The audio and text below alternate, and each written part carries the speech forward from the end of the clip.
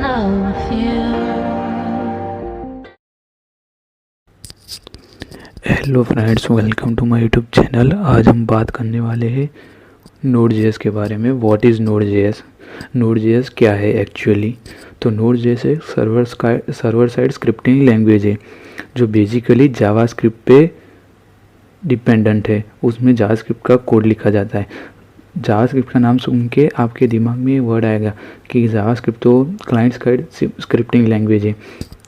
हाँ, तो JavaScript client side scripting language है, लेकिन अब वो सर्वर साइड भी स्क्रिप्टिंग लैंग्वेज है। तो कैसे?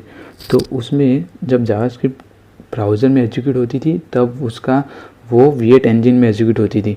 तो उन्होंने क्या किया, V8 इंजन को बाहर निकल के नोड.जेएस लैंग्वेज का डेवलपमेंट किया। नोड.जेएस एक मॉड्यूलर टेक्नोलॉजी पे वर्क करता है, मतलब उसमें यूज़ होता है NPM, नोड पैकेज मैनेजर। तो सब कोड की लाइब्रेरी बना दी जाती है और उसको इंपोर्ट करके वो यूज़ होता है। मतलब फाइल की लाइब्रेरी बना दी गई, किसी भी कोई ऐसा इम्पोर्टेंट कोड होगा उसकी लाइब्रेरी बना दी होगी और लाइब्रेरी को ये जो मॉड्यूलराइज टेक्नोलॉजी उसमें चढ़ा दिया जाता है और वो बाद में इंपोर्ट करके यूज़ किया जाता है। अब आते हैं एडवांटेज ऑफ नोड.जेएस।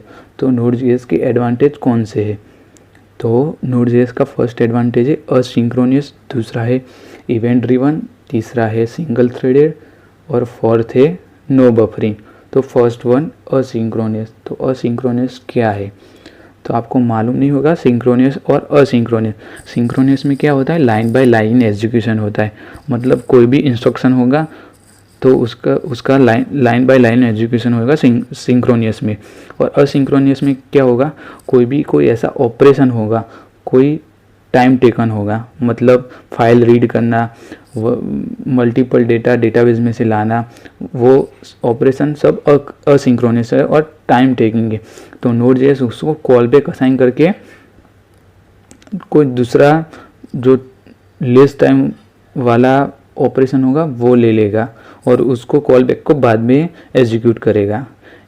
Event driven. अब दूसरा एडवांटेज आता है इवेंट ड्रिवन। तो इवेंट ड्रिवन में वो क्या करेगा, कोई भी प्रोसेस होगी उसको इवेंट असाइन करेगा। मतलब फाइल रीड करने का उसको इवेंट असाइन किया। मतलब जो जावास्क्रिप्ट बेसिकली जो इवेंट पे काम करता था, clicking event, on submit event, ऐसे ही नोड.जेएस भी ऑन इवेंट पे काम करता है। अब तीसरा आता है सिंगल थ्रेडेड। आपको पता होगा सिंगल थ्रेडेड या मल्टी थ्रेडेड, पता नहीं है तब भी मैं बता देता हूँ। सिंगल थ्रेडेड में कोई भी प्रोसेस को थ्रेड असाइन होता है और मल्टी थ्रेडेड में कोई प्रोसेस को एक थ्रेड असाइन हुआ, दूसरी प्रोसेस को दूसरा थ्रेड असाइन हुआ। जैसे जावा में मल्टी थ्रेडेड लैंग्वेज है और नोड.जेएस सिंगल थ्रेडेड है। नोड.जेएस में हम चाइल्ड थ्रेड भी क्रिएट कर सकते हैं फॉर्क मेथड के थ्रू। और फोर्थ वन आता है नो बफरिंग। मतलब जावास्क्रिप्ट में कोई भी डेटा का बफरिंग नहीं होता। जैसे हमने 5 MB की फाइल अपलोड की तो वो बफरिंग में जाता है, बफर में स्टोर होता है। तो जावास्क्रिप्ट में बफरिंग नहीं होता, वो स्ट्रीमिंग डेटा प्रोवाइड करता है। इसका बिग एडवांटेज है स्ट्रीमिंग डेटा वाला है। अब लिमिटेशन या डिसएडवांटेज ऑफ नोड.जेएस। तो जो नोड.जेएस के एडवांटेज है वही उसके डिसएडवांटेज है। मतलब असिंक्रोनियस, किसी प्रोसेस को वो असिंक्रोनस ले लेगा तो हमको डीबग करना पड़ेगा कि क्यों इसने ऐसा किया। सिंगल थ्रेडेड है, मतलब सिंगल थ्रेडेड में हम मल्टीपल थ्रेड क्रिएट नहीं कर सकते।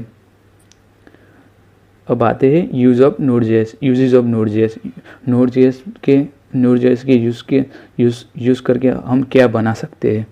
नोड.जेएस के यूज़ करके हम रियल टाइम एप्लीकेशन बना सकते हैं, जैसे कि chat application, live streaming application, rest API। नोड.जेएस का यूज़ करके हम जो रेस्ट API होती है, जो एप्लीकेशन प्रोग्राम इंटरफेस होता है, वो क्रिएट कर सकते हैं। डेटा क्रिएट करना, डेटा गेट करना, डेटा डिलीट करना, स्ट्रीमिंग एप्लीकेशन बना सकते हैं हम नोड.जेएस का यूज़ करके। स्ट्रीमिंग एप्लीकेशन में जैसे कि गेम का लाइव स्ट्रीमिंग होना, वीडियो स्ट्रीमिंग एप्लीकेशन है, वो सब हम स्ट्रीमिंग एप्लीकेशन बना सकते हैं। हम नोड.जेएस से सर्वर साइड भी एप्लीकेशन बना सकते हैं, जैसे कि सर्वर क्रिएट करना, वो सब। Thank you for watching.